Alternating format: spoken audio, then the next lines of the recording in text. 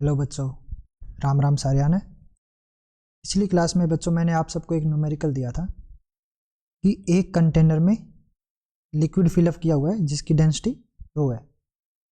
इस कंटेनर में multiple bodies है अलग अलग डेंसिटी की, sigma 1, sigma 2, sigma 3, sigma 4, sigma 5। अब जिसकी जितनी डेंसिटी है उसके हिसाब से वो बॉडी फ्लोट कर रही है। हमें इन बॉडीज की डेंसिटी को असेंडिंग ऑर्डर में लगाना था। असेंडिंग ऑर्डर क्या होता है? Increasing order. ठीक है, तो हमने क्या पढ़ा था कि अगर बॉडी की डेंसिटी लिक्विड की डेंसिटी से कम हो तो उस केस में बॉडी क्या करेगी? आधी डूब के फ्लोट करेगी, आधी डूबी हुई होगी और आधी लिक्विड से बाहर रहेगी। ठीक है, पार्शली डिप्ड ऐसे फ्लोट करेगी बॉडी। और अगर बॉडी की डेंसिटी हमारी लिक्विड की डेंसिटी के बराबर हो तो उस केस में वो जो बॉडी होती है वो कंप्लीटली सबमर्ज्ड होके फ्लोट करती है, यानी कि पूरा का पूरा पानी के अंदर रहेगी वो। और अगर तीसरा केस क्या था हमारा कि अगर बॉडी की डेंसिटी ज़्यादा हो लिक्विड की डेंसिटी से तो ऐसे केस में बॉडी डूब जाएगी। ठीक है, यानी कि वो सिंक हो जाएगी। और पार्शली डिप में एक चीज और है बच्चों, जितना बॉडी पानी को डिस्प्लेस करेगी उसके अकॉर्डिंग बॉइंट फोर्स इंक्रीज या डिक्रीज होगी। ठीक है, अगर बॉइंट फोर्स ज़्यादा है तो यानी कि उसने ज़्यादा जो लिक्विड है वो डिस्प्लेस किया है। अगर बॉइंट फोर्स कम है तो उसने कम लिक्विड डिस्प्लेस किया है। और बॉइंट फोर्स जो है वो क्या करेगी? बॉडी को फ्लोट करवाएगी। कैसे? बॉइंट फोर्स बैलेंस करेगी बॉडी के वेट को। ठीक है, कि एक बॉडी का वेट मान लो 5 kg है, एक का वेट मान लो 10 kg है और दोनों फ्लोट कर रही है, तो उस केस में पहली बॉडी पे बॉइंट फोर्स जो लगेगी वो 5 kg के बराबर लगेगी और दूसरी बॉडी पे जो बॉइंट फोर्स लगेगी वो 10 kg के बराबर लगेगी। जब दोनों वेट बैलेंस होंगे तभी वो बॉडी फ्लोट करेगी। ठीक है, अब दूसरे केस में ज़्यादा बॉइंट फोर्स लगानी पड़ रही है 10 kg के बराबर, तो वो 10 kg के बराबर लिक्विड को डिस्प्लेस करेगी, यानी कि ज़्यादा लिक्विड डिस्प्लेस करेगी। और पहले केस में उसको 5 kg बॉइंट फोर्स लगानी पड़ रही थी तो वो कम लिक्विड डिस्प्लेस करेगी, तो उसमें उसका जो बॉइंट फोर्स है वो 5 kg के बराबर आ जाएगा। ओके, बॉडी उतना ही लिक्विड डिस्प्लेस करेगी जितना उसको डिस्प्लेस करना है, जितना उसको चाहिए बॉइंट फोर्स खुद के वेट को बैलेंस करवाने के लिए। ठीक है, तो अगर डेंसिटी ज़्यादा है, वॉल्यूम हमारी क्या है? इधर सभी बॉडीज की सेम वॉल्यूम है। ठीक है, आइडेंटिकल बॉडीज है तो वॉल्यूम तो सबकी बराबर है, डेंसिटी सबकी अलग अलग है। डेंसिटी क्या होती है? Mass by volume. ओके, ये डेंसिटी होती है। अगर डेंसिटी अलग है, वॉल्यूम हमारी सेम है, तो क्या चीज अलग होगा? मास। सब बॉडीज का मास अलग अलग होगा, यानी कि सबकी जो वेट फोर्स होगी mg वो क्या रहेगी? अलग अलग रहेगी। और उनको बैलेंस करने के लिए सब पे जो बॉइंट फोर्स लगेगी वो अलग अलग लगेगी। ओके, अब देखो ये जो बॉडी है इसमें इसने कितना लिक्विड डिस्प्लेस किया? लिक्विड का लेवल ये था। अब इतने पार्ट में जो लिक्विड आ रहा है सिर्फ इस बॉडी ने उतना ही लिक्विड डिस्प्लेस किया। इतना लिक्विड डिस्प्लेस करते ही क्या हुआ? जो बॉइंट फोर्स एक्ट की इस लिक्विड की वजह से, उस बॉइंट फोर्स ने इसके वेट को बैलेंस कर दिया। ठीक है, अब आइडेंटिकल ये बॉडी है, इसमें इसने कितना लिक्विड डिस्प्लेस किया? इसने इस वॉल्यूम में जो लिक्विड आ सकता था उसको डिस्प्लेस कर दिया। ठीक है, तब जाके इसका वेट जो mg था वो बैलेंस हुआ इस बॉइंट फोर्स के साथ। ठीक है, यानी कि इसको बैलेंस करवाने के लिए ज्यादा बॉइंट फोर्स चाहिए थी, तो इसने ज्यादा लिक्विड डिस्प्लेस किया। और ज्यादा बॉइंट फोर्स होने का मतलब क्या है? कि इसका mg जो है वो ज्यादा है, ग्रेटर है, तो उस mg के बराबर आने के लिए बॉइंट फोर्स को ज्यादा होना पड़ा, और कब ज्यादा होगी, जब ये ज्यादा लिक्विड को डिस्प्लेस करेगी, ठीक है। और mg ज्यादा होने का मतलब मास ज्यादा, और मास कब ज्यादा होगा, जब हमारी डेंसिटी ज्यादा होगी, ठीक है। यहाँ सिग्मा ले रहे हैं, तो जब डेंसिटी ज्यादा होगी तभी हमारा मास ज्यादा होगा। क्यों? क्योंकि वॉल्यूम हमारी क्या है, सेम है सबके लिए, ओके। तो यहां पर इस बॉडी का मास कम है, इस बॉडी का मास ज्यादा है, ठीक है। तो इसने कम लिक्विड डिस्प्लेस किया तो कम बॉयंसी बनी, इसने ज्यादा लिक्विड डिस्प्लेस किया ज्यादा बॉयंसी के लिए, ओके। और मास ज्यादा होने का मतलब इसकी डेंसिटी ज्यादा है, तो इसकी डेंसिटी ज्यादा हुई, इसकी डेंसिटी कम हुई। तो कोई बॉडी कितना डूबी हुई है वो हम कैसे रिलेट कर सकते हैं, उसकी डेंसिटी से, ठीक है। जिसकी डेंसिटी ज्यादा वो ज्यादा डूबी हुई है पानी के अंदर, ओके। तो इस हिसाब से सबसे कम डेंसिटी किसकी होगी, सिग्मा 3 की। सबसे ऊपर कौन है, ये, ठीक है। ये पानी के अंदर सबसे कम डूबी हुई है, तो इसकी डेंसिटी सबसे कम। फिर सिग्मा 1, ठीक है। उसके बाद में सिग्मा 2, इससे थोड़ा सा ज्यादा कौन डूबी हुई है, सिग्मा 1, ठीक है। और इससे भी ज्यादा कौन डूबी हुई है, सिग्मा 2। और इसके बाद में सिग्मा 4, और सिग्मा 4 किसके बराबर रहेगा बच्चों, रो के। कल केस 2 क्या पढ़ा था कि अगर कोई बॉडी फ्लोट कर रही है पूरा डूब के, तो ये केस कब आता है, जब हमारी बॉडी की डेंसिटी लिक्विड की डेंसिटी के बराबर हो, ठीक है। तो सिग्मा 4 बराबर रहेगा रो के। और ये क्या है, ये पूरा डूबी हुई है, सिंक हो रखी है ये बॉडी, ठीक है। अगर ये सरफेस को टच हो जाए यानी कि ये अब डूब गई है, और डूबती कब है, जब इसकी डेंसिटी ज्यादा हो लिक्विड की डेंसिटी से। तो सिग्मा 5 हमारा सबसे ज्यादा रहेगा, ठीक है। तो ये बनेगा बच्चों ascending order of the densities. जी जिसका ठीक था खुद को शाबाशी दो, और जिसका गलत है वो देखो कहां गलती की थी, ठीक है। इजी था हमारा। अब नेक्स्ट टॉपिक रहेगा, अगर हमारे पास मल्टीपल फ्लूइड्स हो, अगर कंटेनर में मल्टीपल फ्लूइड्स है, तब कोई बॉडी को बैलेंस करना हो तो कैसे करेंगे।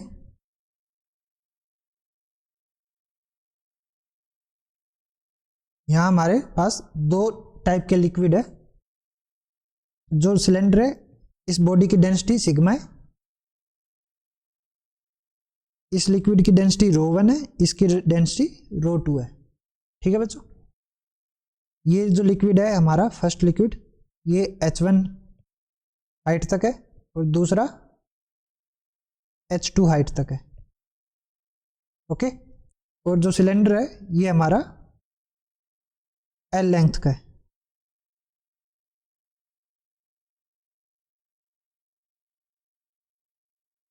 और हमारा क्रॉस सेक्शनल एरिया ए रहेगा बच्चों। तो जब हमारे पास मल्टीपल लिक्विड्स हो तो उस केस में क्या होगा, अगर ये सिलेंडर फ्लोट कर रहा है, फ्लोट कब करेगा कोई भी चीज, जब उसका वेट जो है वो बैलेंस रहेगा, ठीक है। फ्लोट करने की एक ही कंडीशन है कि उसका वेट बैलेंस होना चाहिए। वेट मतलब इस सिलेंडर का अगर मास m है तो इसका वेट क्या बनेगा, mg। ये वेट बैलेंस रहना चाहिए अगर इसको फ्लोट करना है तो, ठीक है। अब अगर एक ही लिक्विड है तो कौन उसको बैलेंस करेगा, लिक्विड की लगने वाली बॉइंट फोर्स B, ठीक है। अब दो लिक्विड प्रेजेंट हमारे पास, तो एक लिक्विड बॉइंट फोर्स लगाएगा B1 और दूसरा लिक्विड बॉइंट फोर्स लगाएगा B2 के बराबर, ठीक है। दोनों की बॉइंट फोर्स अलग अलग होगी। क्यों होगी अलग, क्योंकि बॉइंट फोर्स जो है वो डिपेंड करेगी डेंसिटी पे। दोनों की डेंसिटी अलग है तो दोनों से लगने वाली बॉइंट फोर्स हमारी क्या रहेगी, अलग रहेगी, ओके। तो पहले लिक्विड की हम बॉइंट फोर्स मान लेते हैं B1, दूसरे की मान लेते हैं B2। अब दोनों बॉइंट फोर्स अगेंस्ट काम करेगी। इसकी इस सिलेंडर की जो वेट फोर्स है वो नीचे लग रही है mg, ठीक है। जिधर ग्रेविटी है उसी डायरेक्शन में वेट फोर्स।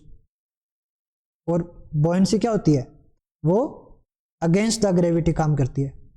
तो अगर ग्रेविटी नीचे लग रही है तो बॉयंट फोर्स ऊपर लगेगी। ओके, तो पहले लिक्विड की वजह से बॉयंट फोर्स लगेगी B1, दूसरे लिक्विड की बॉयंट फोर्स रहेगी B2, और दोनों मिलके किसको बैलेंस करेगी, सिलेंडर की वेट को। ओके, अब बॉयंट फोर्स क्या होती है, किसके बराबर रहती है, जितना लिक्विड डिस्प्लेस करेगी हमारी बॉडी, ठीक है। इस फर्स्ट लिक्विड में ये जो वॉल्यूम, इसको हम V1 मान लेते हैं, ठीक है। इतनी वॉल्यूम के लिक्विड को डिस्प्लेस किया सिलेंडर ने, ठीक है। और यहां पे उसने V2 वॉल्यूम के लिक्विड को डिस्प्लेस किया। ओके, तो बॉयंसी क्या बनेगी बच्चों, V1 ρ1 g plus V2 ρ2 g। Buoyancy क्या होती है बच्चों, weight of the displaced liquid. और वेट क्या होता है बच्चों, m इंटू जी। और मास को हम क्या लिख सकते हैं, डेंसिटी इंटू में volume. Okay, density, first liquid की डेंसिटी क्या है, ρ1, और फर्स्ट लिक्विड में कितनी वॉल्यूम डिस्प्लेस की, हम मान लेते हैं V1 वॉल्यूम। तो ये क्या बनेगा, m, फर्स्ट लिक्विड का इतना मास डिस्प्लेस किया हमारी बॉडी ने, और m इंटू जी क्या हो जाएगा, वेट। और ये वेट क्या होता है, डिस्प्लेस लिक्विड का वेट बॉयंट फोर्स के बराबर रहता है, ठीक है। तो ये हमारा बन जाएगा B1, और ऐसे ही ये बनेगा B2, और ये किसके बराबर रहेगा, mg के, ठीक है। g को हम कैंसिल कर सकते हैं, क्या बचेगा, V1 ρ1 plus V2 ρ2 equals to m।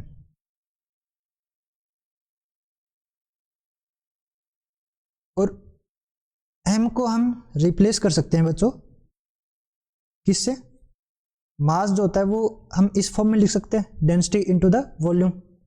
अब सिलेंडर की कंप्लीट वॉल्यूम हम मान लेते हैं V वॉल्यूम है, ओके। और इसकी डेंसिटी कितनी है सिलेंडर की, सिग्मा, और इसकी कंप्लीट वॉल्यूम हम V मान ले, तो इसका मास क्या बन जाएगा, V into sigma. V1 ρ1 plus V2 ρ2 equals to V into sigma, ठीक है इतना। अब हमें इनके बारे में कोई जानकारी नहीं है, V1 V2 और V के बारे में। हमें ρ1 दे रखा है, ρ2 दे रखा है, सिग्मा दे रखा है, वॉल्यूम की कोई जानकारी नहीं है, तो हमें ये वॉल्यूम हटानी पड़ेगी। अब कैसे हटा सकते हैं, हमें क्या दी हुई है, हाइट दी हुई है, और एरिया दिया हुआ है, सिलेंडर की लेंथ दी हुई है, इनका यूज करके हम इन चीजों को हटा सकते हैं।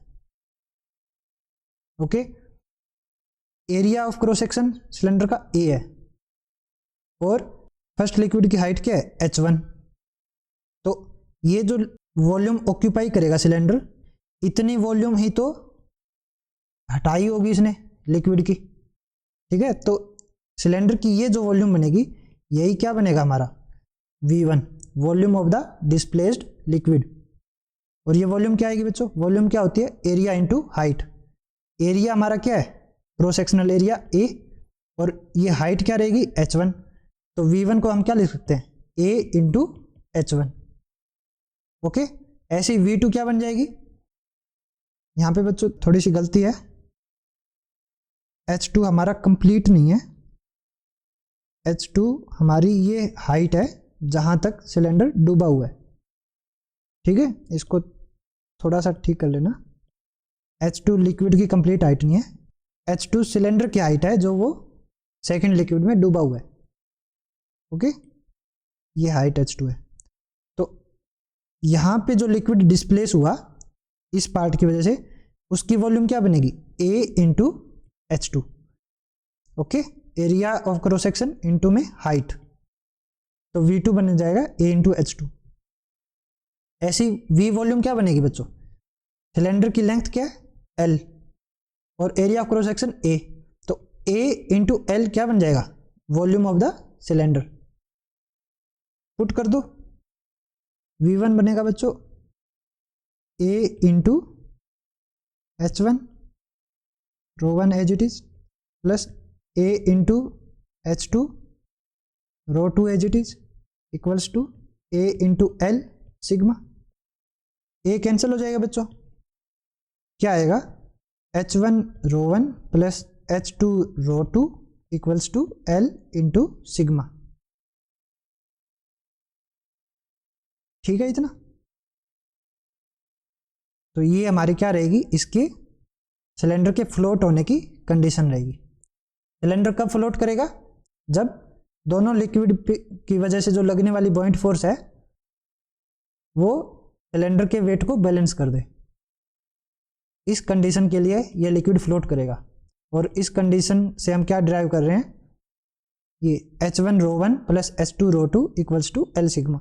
जब ये कंडीशन सेटिस्फाई होगी तो हमारा सिलेंडर इन लिक्विड्स में फ्लोट करेगा। ओके, अभी एक न्यूमेरिकल करते हैं बच्चों, इजी है। इस न्यूमेरिकल में बच्चों एक कंटेनर है,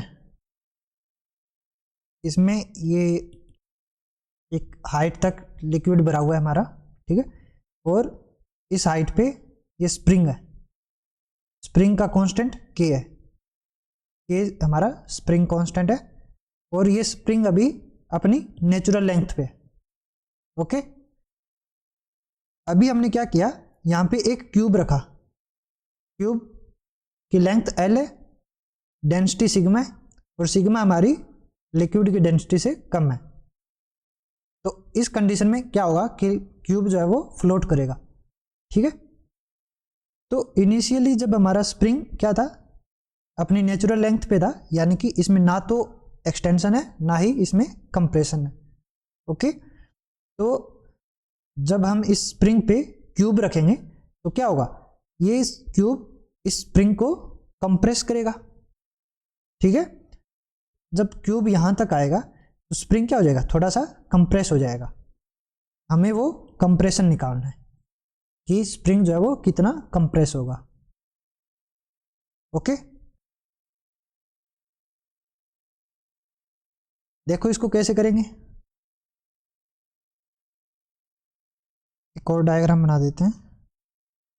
हम मान लेते हैं कि ये कितना अंदर डूबा हुआ है, एक्स हाइट तक डूबा हुआ है, तो स्प्रिंग कितना कंप्रेस होगा, एक्स हाइट तक। ठीक है, जितना ये अंदर जाएगा, जितना डिप होगा ट्यूब का, उतना ही तो ये कंप्रेस होगा। इनिशियली इसका जो नेचुरल लेंथ थी स्प्रिंग की वो क्या थी, वाटर के लेवल तक थी। अब जितना ये वाटर के अंदर जाएगा उतना ही ये कंप्रेस होता जाएगा। तो अगर ये एक्स हाइट नीचे गया है तो हमारे स्प्रिंग में कितना कंप्रेशन आएगा, एक्स। ओके, तो अगर स्प्रिंग में कंप्रेशन आता है तो वो क्या करता है, फोर्स लगाता है। ठीक है, अगर स्प्रिंग को कंप्रेस करोगे तो वो बाहर की ओर फोर्स लगाएगा, अगर उसको स्ट्रेच करेंगे तो वो अंदर की ओर फोर्स लगाएगा। ठीक है, तो अब ये कंप्रेस हो रहा है तो स्प्रिंग क्या करेगा, एक रिस्टोरिंग फोर्स लगाएगा ऊपर की ओर, और वो किसके बराबर होती है, K इंटू एक्स के बराबर। एक्स क्या है, displacement in the spring, x length से वो डिस्प्लेस होगा। ठीक है, जितना कंप्रेशन आएगा, और K क्या है, स्प्रिंग कांस्टेंट। तो जो फोर्स लगेगी रिस्टोरिंग फोर्स वो रहेगी K इंटू एक्स। और बॉडी अगर फ्लोट कर रही है तो वो उस पर क्या लगेगी, बॉइंट फोर्स। बॉइंट फोर्स किसके बराबर होती है, B के बराबर। ओके, और बॉडी का कुछ मास होगा m, तो उसकी वजह से एक वेट फोर्स लगेगी डाउनवर्ड डायरेक्शन में mg।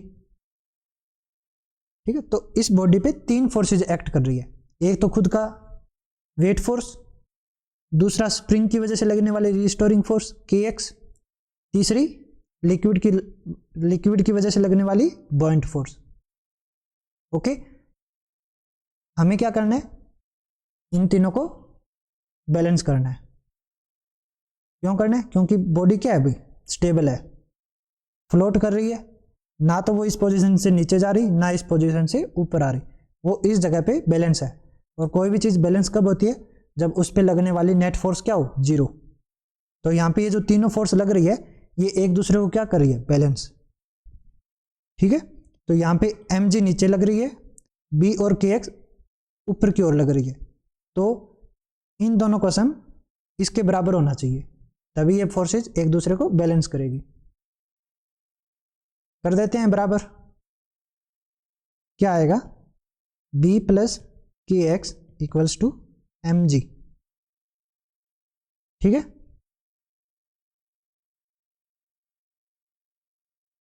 और b किसके बराबर होता है बच्चों, weight of the displaced liquid. अब कितना लिक्विड डिस्प्लेस किया होगा, उसका वेट कैसे पता करेंगे, वेट होएगा mg, m को हम रिप्लेस कर सकते हैं v volume into density. Okay, volume into density क्या बनता है, मास इंटू में g, तो ये हमारी क्या बनेगी, बॉयंसी। v क्या रहेगा, volume of the displaced fluid. Okay, हम v मान रहे हैं कि v हमारा डिस्प्लेस्ड फ्लूइड की वॉल्यूम है, रो हमारे लिक्विड की डेंसिटी होगी इंटू जी, ये तो होगी buoyant force, k x, m mass of the body. अब मास हमें पता नहीं है, इसको हम क्या लिख सकते हैं, वॉल्यूम ऑफ द बॉडी, इसको हम वॉल्यूम ऑफ द लिक्विड कर देते हैं। ठीक है, volume of the body into में density of the body into G. Okay, ये दोनों मिलके क्या बनेंगे, मास ऑफ द बॉडी, और ये दोनों मिलके क्या बनाएंगे, मास of the displaced fluid. Okay, अब वॉल्यूम ऑफ द बॉडी क्या रहेगी बच्चों, हमारा जो ये बॉडी है क्यूब है। ओके, और क्यूब की एक साइड की लेंथ है एल, तो क्यूब की वॉल्यूम क्या बनेगी, एल क्यूब। ओके, वी भी क्या बनेगा हमारा, एल क्यूब। और volume of the displaced liquid क्या बनेगा बच्चों, जितना वॉल्यूम इस पार्ट का है उतने वॉल्यूम का ही लिक्विड ये डिस्प्लेस करेगी। ठीक है, तो इस पार्ट की वॉल्यूम कैसे निकालेंगे बच्चों, अब नीचे वाले सरफेस का एरिया क्या है, L into L, L square, और ये हाइट कितनी है बच्चों, एक्स, तो एरिया इंटू में हाइट क्या बन जाएगा, volume of this part. Okay, तो volume of the displaced liquid क्या बनेगा बच्चों, L square into X rho जी प्लस के x equals to L cube into sigma G. ठीक है, यहां से बच्चों क्या आ रहा है, L square rho G X plus के x equals to L cube sigma G. X को अगर कॉमन ले ले तो क्या बचेगा, एल स्क्वेयर रो जी plus k L cube sigma g, और एक्स क्या आएगा बच्चों, L cube sigma g divided by L square rho ji plus k, और एक्स क्या है, जितना बॉडी डिप हुई है। ठीक है, या फिर हम बोल सकते हैं कि जितना स्प्रिंग कंप्रेस हुआ है। ओके, और यही हमें निकालना था, कंप्रेशन इन द स्प्रिंग, तो कितना कंप्रेस हुआ, एक्स साइड से, और एक्स की वैल्यू क्या आ रही है, ये कंप्रेशन इन द स्प्रिंग। ठीक है बच्चों, इजी था, अगर इजी था तो अगला न्यूमेरिकल खुद सोल्व करो। इस न्यूमेरिकल में बच्चों क्या हुआ है कि एक बॉडी है सिग्मा डेंसिटी की, और सिग्मा हमारी लिक्विड की डेंसिटी रो से कम है, तो क्या होगा कि बॉडी फ्लोट करेगी। ठीक है, अगर डेंसिटी कम हो तो बॉडी फ्लोट करती है। ओके, अब मैंने क्या किया कि नेचुरली तो ये बॉडी ऐसे फ्लोट कर रही थी, आधी पानी के अंदर और आधी पानी के बाहर। मैंने क्या किया कि इसको बाय फोर्स अंदर डुबो दिया, और अंदर डुबो के इसको एक धागे से यहां पे फिक्स कर दिया। ठीक है, तो ये बॉडी क्या करेगी, ये बॉडी बाहर आने के लिए जोर मारेगी। ठीक है, नेचुरली इस बॉडी की टेंडेंसी क्या है कि वो ऐसे फ्लोट करे। ऐसे क्यों कर रही है, क्योंकि यहां पे ये स्टेबल है, इसने सिर्फ उतना ही लिक्विड यहां से हटाया जितना लिक्विड इसके वेट को बैलेंस करने के लिए सफिशिएंट था। ओके, जितना लिक्विड ये बॉडी हटाएगी उसी के हिसाब से इस पे बॉइंट फोर्स लगेगी, और बॉइंट फोर्स अपने आप सिर्फ उतनी ही लगती है जितनी इसका वेट होता है। इसको बैलेंस करने के लिए जितनी फोर्स चाहिए उतनी ही लगेगी नेचुरली। लेकिन जब इसको धक्के से ऐसे डिप करवाएंगे तो क्या होगा कि अब इसने क्या किया, जितनी इसकी कंप्लीट वॉल्यूम है उतना लिक्विड डिस्प्लेस किया, और उतने लिक्विड के हिसाब से इस पे बॉइंट फोर्स लगेगी। ठीक है, तो पहले इसको जब ये नेचुरली फ्लोट कर रही थी तब इसको मान लो बी चाहिए था 1 न्यूटन के बराबर। एग्जाम्पल दे रहा हूं मैं, अगर इसको 1 न्यूटन के बराबर फोर्स चाहिए थी जो कि इतना लिक्विड डिस्प्लेस करके इसको मिल गई। ओके, और उसकी वजह से ये यहाँ पे आराम से तैर रही है। लेकिन जब ये इसको पूरा अंदर डुबोएंगे तो अब इसने कितना लिक्विड डिस्प्लेस किया, पहले से डबल। ठीक है, पहले हाफ लिक्विड डिस्प्लेस कर रही थी, अब ये कंप्लीट लिक्विड डिस्प्लेस करेगी। तो जो पहले 1 न्यूटन बॉइंट फोर्स लगी थी अब कितनी लगेगी, 2 न्यूटन बॉइंट फोर्स, यानी कि इस पे लगने वाली बॉइंट फोर्स क्या होगी, डबल। ओके, तो उस वजह से ये कोशिश करेगी कि वापस ऊपर चली जाए।